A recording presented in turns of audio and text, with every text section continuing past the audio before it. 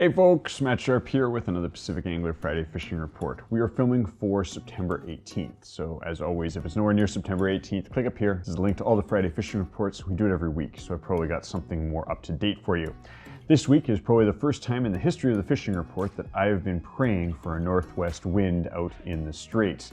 Why? Well, it's disgusting out there. I know everyone's been suffering through this smog.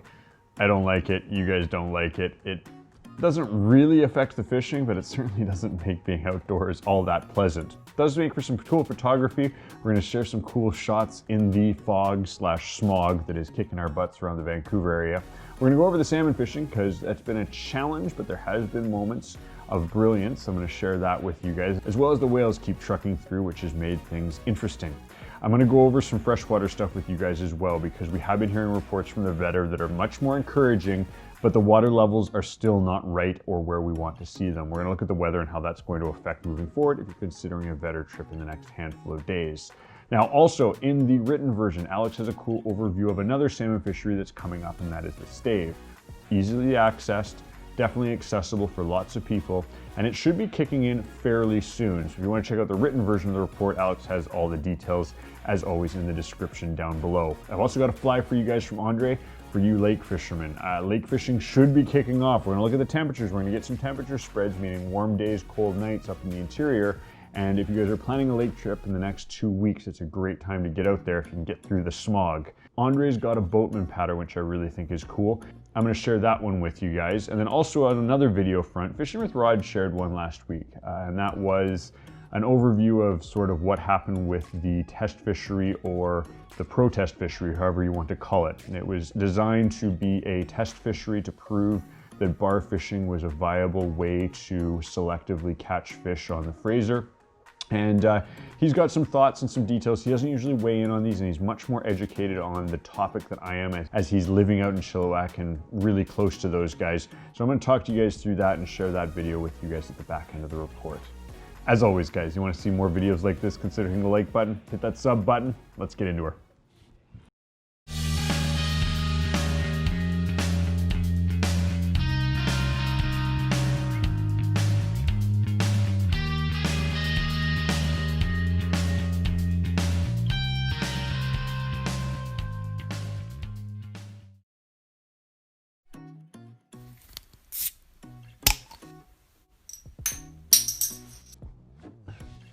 All right, guys, thanks for joining me. I am drinking 33 acres of sunshine tonight.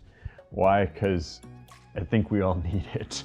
I am hating this smog. It's absolutely disgusting. I was out last weekend doing some salmon fishing, and there were times when all you could see was 50 boats 50 feet away from you, and then walls of white. Made out for some really cool footage when it comes to photography, but I'm not gonna lie, it wasn't pleasant. It wasn't an easy way to fish in the crowd.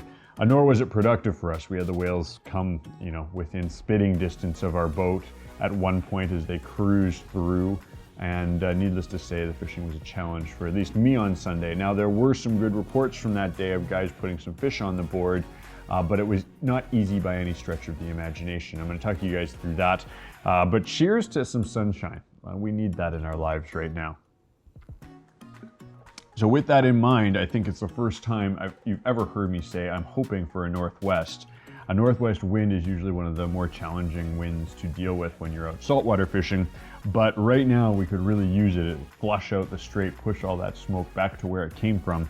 And so when we look at the weather in Vancouver area here, we're looking at some rain and some cloud, which is probably good for our rivers. We're looking at 5 to 10 millimeters on Friday, and we're looking at 1 to 3 Saturday and a little bit more Sunday. Hopefully that'll help sort of wash out this crap that we're dealing with right now. And if we look farther out, there is a big dump come Wednesday next week. So if this storm comes through as predicted, this could be the first big storm of the year for us, which is what we really need to get the Vedder Chilliwack going. It's really low, as well as to kick in some of the other systems around the area and hopefully wash out some of this smog. More importantly, let's just look at the Strait of Georgia wind report right now for you guys going out in the salt, but also for you guys stuck at home here, because we want to see northwest. And do we have it? tonight and Thursday, 5 to 15, becoming light, not really there. 15 to 20 Thursday afternoon, northwest. Okay, so that's good. You guys, this will have happened by the time you guys watching. Let's hope it comes.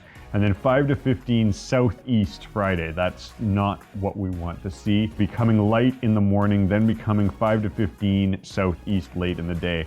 That's a really bad deal. That's gonna blow all of this right up at us. Obviously these things can change, and then wind northwest 5 to 15 knots on Saturday, 5 to 15 knots on Sunday.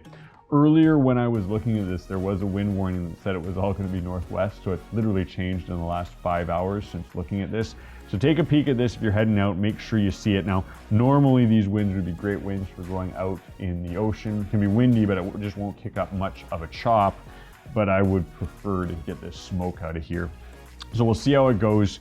Tune into this Friday and hopefully we'll have some better news. Now, when we look to the interior, we're looking at the Kamloops region, and it's going to be nice and warm Thursday, Friday, but it is getting cooler when we roll into the weekend with sort of low 20s and maybe a little bit of rain. And now we look down at the night temperatures, and this is what I really want to see for you lake guys. I want to see 12, 10, 9. That's what we want to see for that spread, meaning that it's going to get cold at night, the water temperatures will drop, and the fish should turn on in a big way. So this looks like a great forecast if you guys are thinking about getting into the interior in the next week, meaning from now, Thursday, Friday, pushing all the way out to next Friday. Not too much weather and rain and wind in the forecast either, but just a nice spread, so go time. With that in mind, let's talk some flies. I've got the fly from Andre is a back swimmer, and this is the exact kind of fly you want to make sure in your box this time of year. One that's sometimes overlooked because you don't see them very much in the middle of the season, but the back end of the season, this can be a game changer, whether you see them hatching or not, but it's definitely something to look for, and I've heard reports that this should be happening on a number of the interior lakes in the next week to 2 weeks. So make sure you got these in the box, a fun one to tie, fairly simple, fairly straightforward. Now on the fishing with rod front.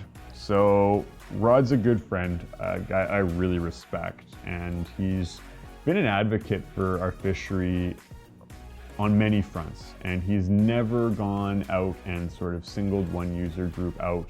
He's always wanted to have a conversation with anyone that disagrees with him so they can find a middle ground, because he's a firm believer that everybody who loves fish, for whatever reason, should have an invested stake in protecting them. And I think that holds true in my life experiences. I've never seen someone, be it a commercial fisherman, a First Nations angler, a sports fisherman, a person selling fish in markets, that kind of thing, not want to protect the resource. And it just seems that we all end up fighting each other and getting in each other's way more than we should. And with this fishery, this bar fishery, Rod tunes in on it a little bit, and I think it's important. Check it out up here if you guys want more information on the protest fishery that happened. Rod has some good words and some strong words that I think sort of sum up what's going on well up there. He does it more eloquently than I do. All right, guys, that's everything I've got for you this week. Short and sweet. We're gonna have more information on more river fishing coming. I want that storm we're looking at to come through to really kick things into shape. But if you guys want to check out the written version of the blog, Alex has that Stave piece that might be interesting to you. That's a fishery that's going to come soon. We're gonna be talking about the Harrison soon, and we're definitely gonna be tuning in on the Squamish soon, but they're not ready yet, so hold off a little bit longer. And we're gonna tune back in on the Capilano when we get some better tides, which should be next weekend for the beach fishermen if we don't get rain. And if that rain does come, go to the Capilano. There should be a good shot of fish out there, definitely worth looking at. As always, guys, you want to see more reports like this, consider hitting the like button, hit the subscribe button. If you want to see that video with Rod, I'm going to leave that up here, and we'll catch you next week.